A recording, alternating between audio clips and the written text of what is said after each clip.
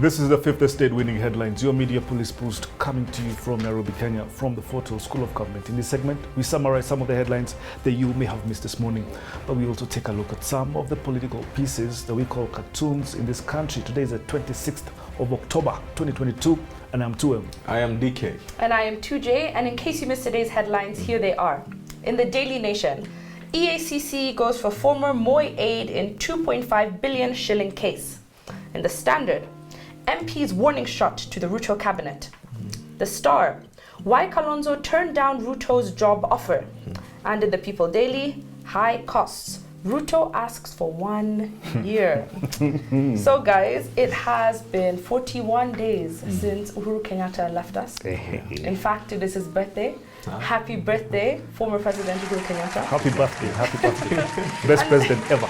And it is 42 days Yeah. since William Ruto became president. Hello, President Ruto. Hi, happy DK. birthday. So today in the Daily Nation, Joshua Kulei, the man who rose from being a prison warden to become Moi's personal assistant, has been taken to the laundry through the EACC. And the question we ask is this: who is after Kulei? And why now? This is the man that created William Ruto and his hustler methods from scratch. And he did this to make Ruto president. Why attack him after Ruto is president? What is the logic here? I will answer this with a story. It is about Oliver Ruto, the farmer. Orphaned at an early age, Oliver Ruto was raised by his uncle before being sent to military school. But because he was clever and fearless, he went through the ranks very fast. Before long, he became military commander of his town. Young and ambitious, he upgraded his dream just a little bit. He now wanted to become the ruler of the city. Cleverly, he wrote to his uncle who raised him and asked him to prepare a homecoming banquet to celebrate him. Right. All the prominent politicians and nobles were invited to that party.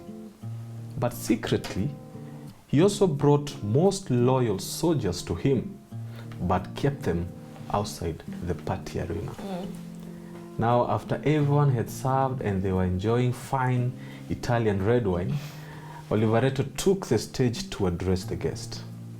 But halfway through the conversation, he paused and did a hand signal.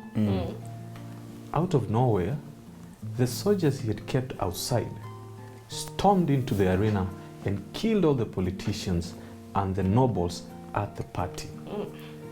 They also killed the uncle who mentored him.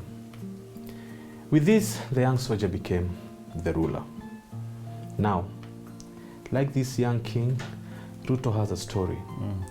Oliver Ruto was an orphan and Ruto was a political orphan. True. And like Oliver Ruto had a political uncle. He nurtured him when he was a political orphan and taught him the hustler methods. Yeah.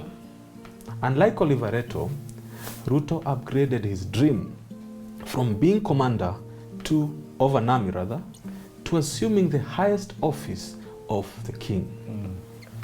But to do this, the uncle had to die. And this is what is happening to Uncle J.C. Kulei. He nurtured Ruto from nothing, but for Ruto to become a solid king, the uncle had to give way. Wow. Machiavelli taught us that the prince must kill all his kingmakers and the kings in waiting to establish hegemony. Correct. In August, Ruto has killed KANU, the party that made him. A few weeks later, security detail and staff was scaled down from the Moi family, the family that was his kingmakers. Then a barbecue to celebrate the fall of the Moi dynasty was arranged in Rongai. The humiliation Raymond Moi, the humiliation that met Raymond Moi in the delayed election, was meant to symbolize the fall of the Moi dynasty and to symbolize the takeover of the Tugen people by Ruto from Gideon Moi. Wow. Now that the dynasty or the Moi dynasty is gone, it is time to fix the Tugen nobles. J.C. Kulei is a noble, and nobles can be problematic because they are loaded. If they assist you in conquering the country, they will also be ready to turn on you. The new king knows exactly that. And that is why Uncle J.C. Kulei has to be put on the cross. Now, what we do not know is which other kingmakers are on the line for crucifixion. We can only wait and see. Very similar story to a man called Berezovsky, who financed and actually poached Vladimir Putin from the St. Petersburg's mayor's office and poached him to become the first prime minister of Russia and then president of Russia. Right. Oh my goodness. That's the story of Berezovsky's uncle, J.C. Kulei. It's fantastic. Now, for the first time in history, the people of Gatondo are facing starvation. Yes, you heard me right. The people of Gatondo are facing starvation. Don't believe me? Here's a clip. Thousands of Gatundu North residents in Kiambu County are facing starvation, signaling the harsh effects of the ongoing drought that has hit large swaths of the country. The constituency, which is known for large-scale production of food, hardly gets relief food as most residents are able to grow adequate food. But the ongoing drought has hit villages in the constituency, leaving many people, especially the elderly, starving. Most of them are now going to bed without food daily. Who would have ever thought that we would one day see Kikuyus from Gatondo, of all places, lining up for unga because they are starving? Who? If President William Ruto had not removed unga subsidies, a 2 kg pack of unga would still be 99 shillings today. That is a fact. But because he removed subsidies, Kikuyus in Gatondo are now lining up for that unga. In that clip, you hear the area MP was asking government to import maize so that his people can buy food at cheaper prices. And yet, that is exactly what the subsidy was introduced by Uhuru was meant for in the first place. Avail cheaper unga to Kenyans until the harsh economic times are over. And this leads us to our second thought.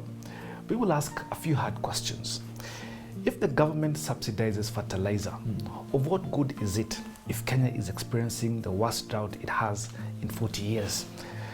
If 98% of Kenya's agriculture is rain-fed, of what use is subsidized fertilizer? If shambas across Kenya don't receive rainfall? If you have over 4 million people in dire need of food and water, why is fertilizer a priority? 4 million people is almost 10% of Kenya's population on the verge of death by starvation. And to make things worse, Kenya's meteorological department has issued a warning stating that we will not receive rainfall until end of December. Wow. And we still have not even accounted for global factors. The World Bank reckons the global north will experience a recession in 6 months' time. The Russia-Ukraine war has hit global financial markets big time. The war has pushed up fuel and food prices like we have not seen before. Europe is experiencing double-digit inflation rates. Put differently, if the world goes into recession, Kenya will feel it and our markets will suffer. What's our point here? To be fair to Ruto, he is not the first Kenyan president dealing with drought. Very true. All four presidents have experienced it and have dealt it with it somehow. But telling Kenyans to wait for 1 year for the cost of unga to drop while 4 million people are about to die of hunger is cruel. Removing subsidies when Kikuyus in Gatundu cannot afford food is insensitive, particularly because it is the same Kikuyus who are starving that voted for William Ruto. Irony. This is not just a call to lower the cost of living, but a call to save our people from impending death. If you see a man and his family go without food and water for 4 days, it tells you we're in a bad place. Wow.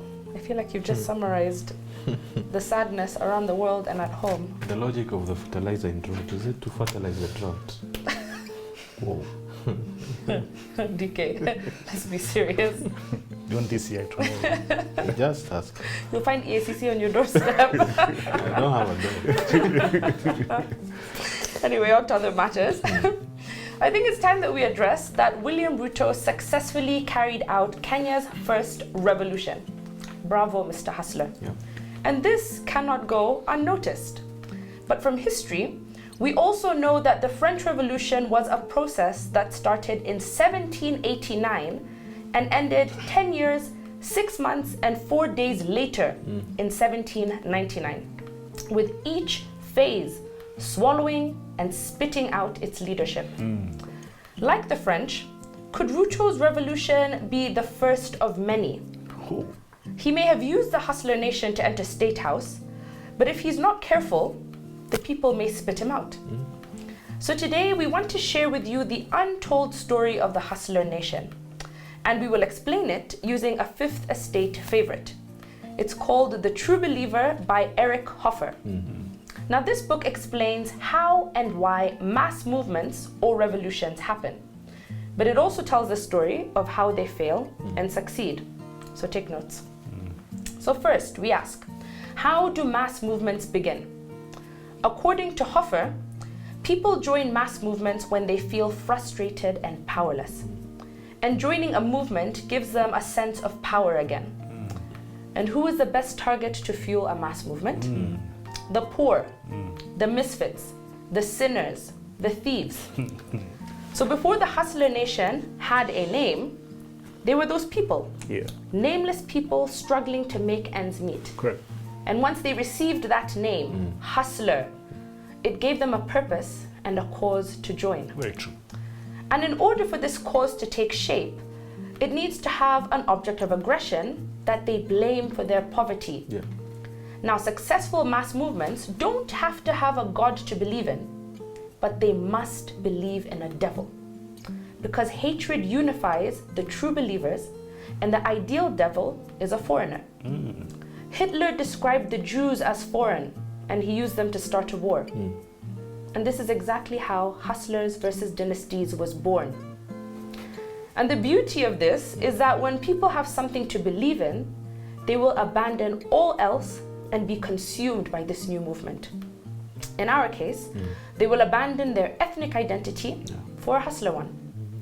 Okay, so we have our movement and the people who will fight and sacrifice for its message.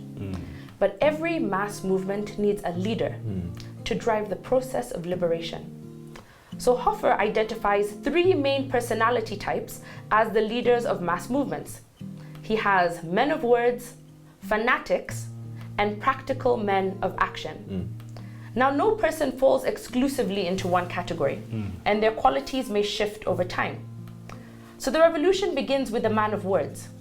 This person finds fault in society and puts it into words for the masses to repeat. The fanatic comes next, and he gives soul to the cause. But he's also responsible for adding fuel to the movement and pushing it to a point of no return. But because the fanatic is not a good leader or a long-term manager, we need the practical man of action. This person does the hard work of turning dreams into a reality. And this is where Ruto's problems have started to unfold. Campaigning and convincing the hustlers about paradise was the easy part, done by the man of words. Rallying them to the streets and persuading them to abandon ethnicity in exchange for a radical cause was the work of the fanatic. Again, easy. But the work of the practical man of action is where the dream has to grow up. This is the hard part. Revolutions around the world have collapsed when dreams outpaced reality. And in our view, Ruto is struggling to balance the hustler dream with reality. DK and 2M have told us straight. And it's because he forgot who got him to State House.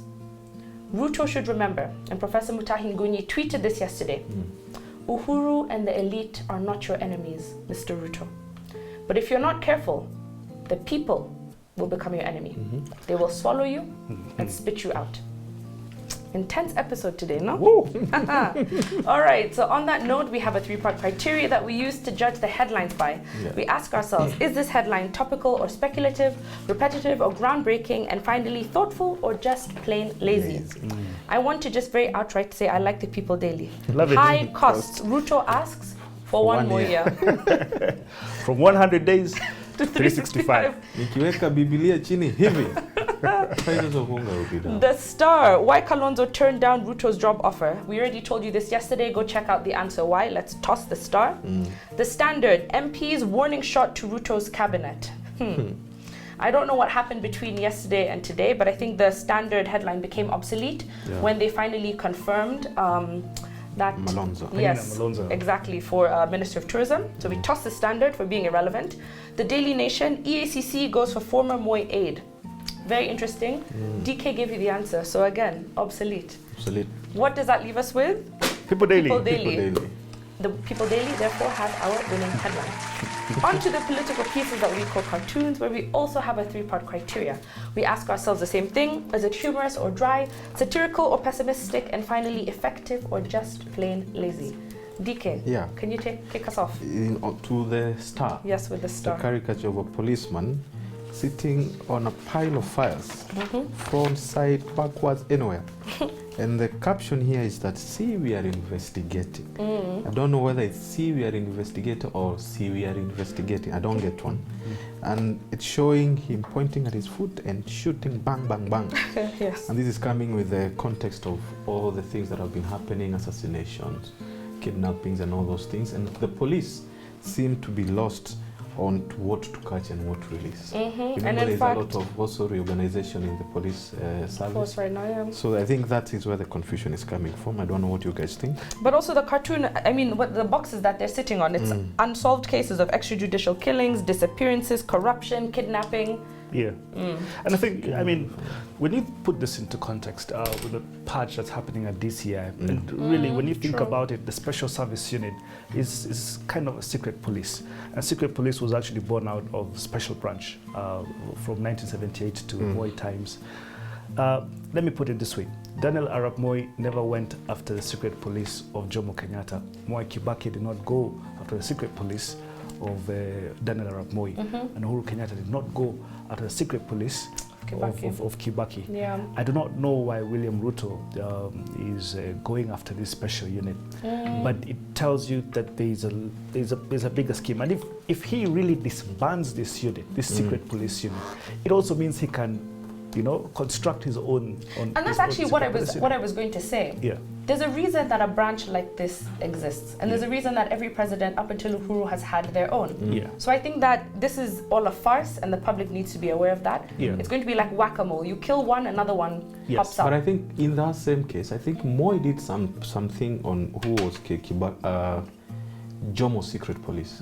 Remember the Ngoroko? Yes, there was Goroko, Police which was James Mungai, Yes. who was the boss. Yes. He this fled is- into exile. This is Moi 101 Yeah. being brought back because the Ngoroko were meant to deal with Kikuyu affairs and protect the Kikuyus here and there. Yeah. Moi came in, Yeah. fixed them all. This is what is happening to this Ngoroko too. A bit of history here. DCI was actually formed by Charles Jonjo to be. It was actually a formation that existed under the State Law Office, and I think Director of Public Prosecutions then, which was also, I think, housed within the State Law Office. Now, if the plan is really to return DCI and make it a function that they get instructions from State House, who knows? Maybe that's the the game. plan, Maybe right? That's the plan. Okay, I think that we toss this cartoon also for making light Yeah. of what's been happening. So Absolutely. we toss that. Is Celeste, that's a star? yes, that's the star. Celeste, do better. Absolutely. All right, I think let's take a look quickly at the Standard 2M. What do we have? Standard, you have that's a drawing, a cartoon of a ship, a sinking ship of the 13th Parliament. And you can tell there's a lawmaker there saying, Mr. Speaker, sir, now that we are done with this vetting nuisance, we need your moral guidance to lead this prestigious vessel. And Mark, Gado, round of applause. Fantastic It's a beautiful cartoon, cartoon. but I think it has gone over the heads of every Kenyan. Absolutely. Absolutely. So maybe let's help, right? I think with the first sentence, Yes. we are done with this vetting nuisance. Yes. Acknowledging that the MPs, this vetting of the CSs was just a tick of a box. They didn't really care at all. Yeah.